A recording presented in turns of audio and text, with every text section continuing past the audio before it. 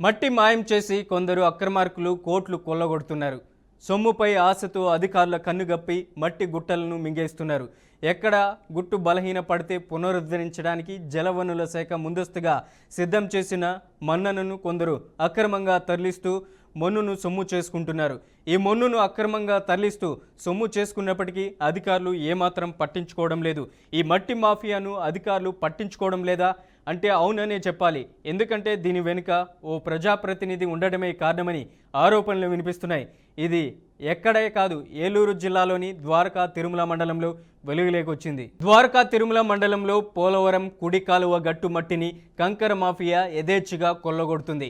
భవిష్యత్తులో ఎక్కడైనా బలహీన పడితే గట్టు పునరుద్ధరించడానికి జలవనరుల శాఖ కాలువ పొడవునా ముందస్తుగా సిద్ధం చేసిన మన్నును కొందరు అక్రమార్కులు ఖాళీ చేస్తున్నారు.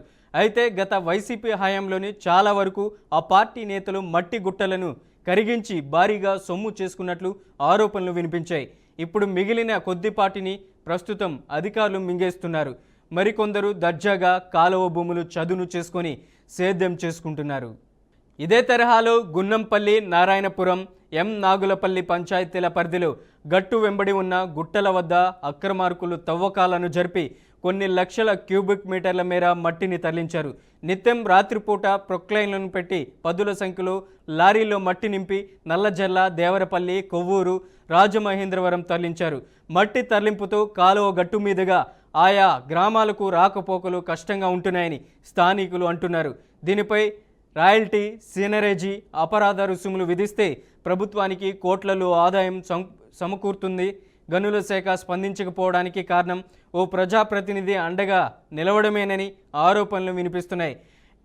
అయితే అక్రమ మట్టి తరలింపుపై ఆ ప్రాంత జలవనరుల శాఖ ఏఈ బాబూజీ ఇంతకు ముందే గనుల శాఖకు, పోలీసులకు ఫిర్యాదు చేస్తే నిర్వాహకులు జీవనోపాధి దెబ్బతీశారని, ఏఈ బాబూజీని నిందించారని ప్రధానంగా అక్కడ స్థానికులు ఆరోపిస్తారు.